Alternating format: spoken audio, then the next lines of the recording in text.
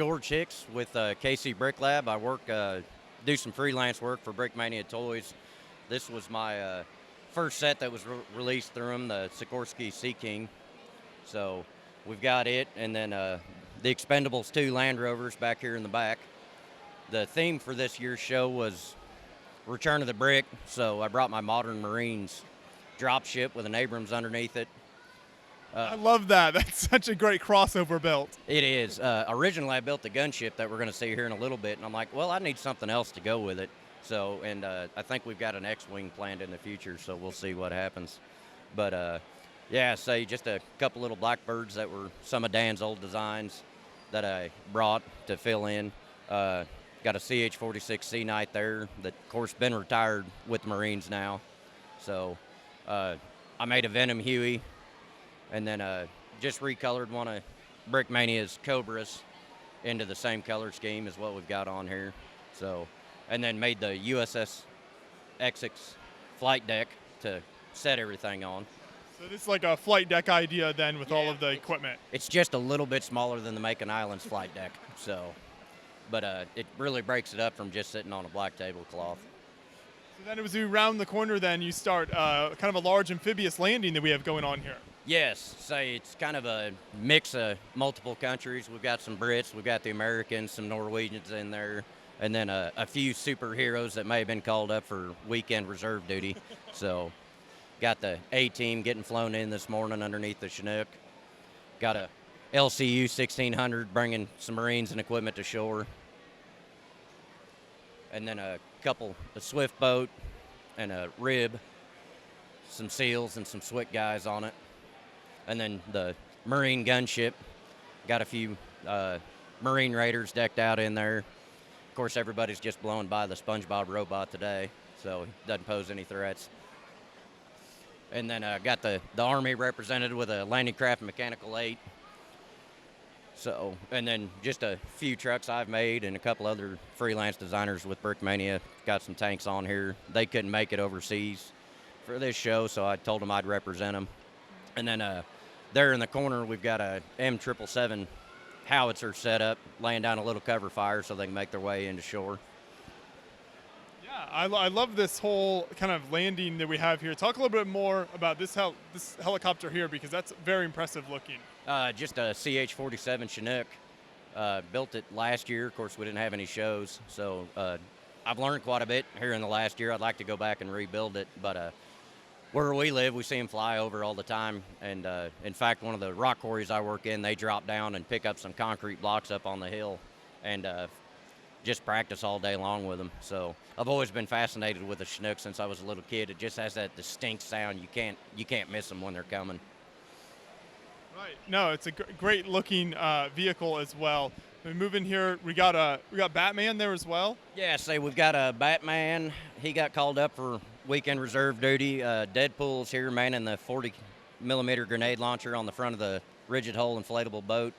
Got a couple clone troopers that got in the wrong line. They didn't know where they were coming today. They thought somebody said free tacos.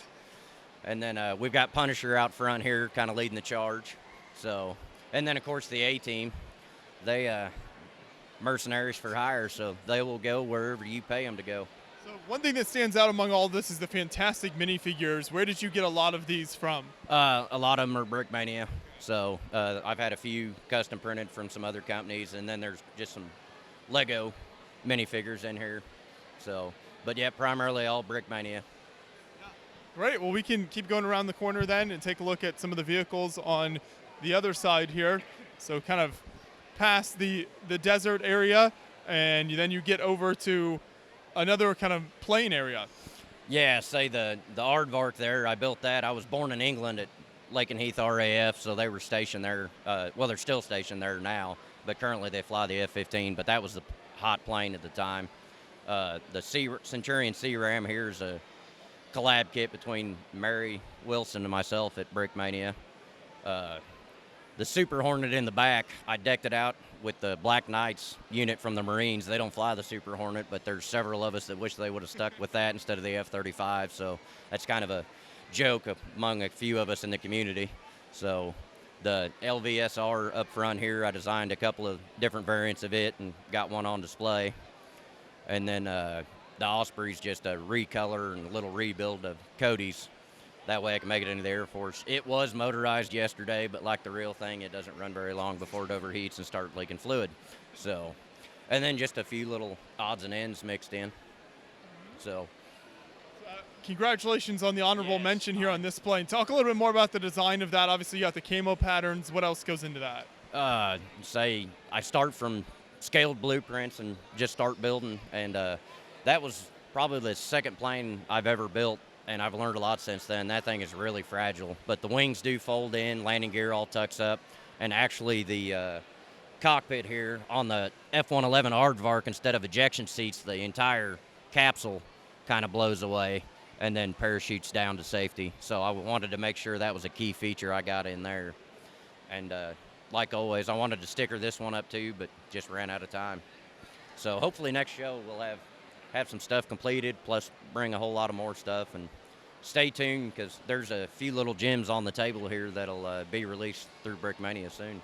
That's exciting. So as a military builder, you've got planes, helicopters, boats, some of everything here. Where do you look to for kind of inspiration for your next build, or how do you decide what you're going to tackle next?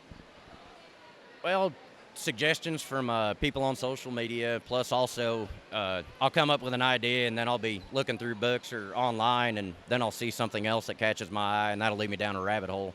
Initially I was just going to do another LCM-8 for the landing scene, and then I got to thinking, well, I need something for the Marines to come to shore.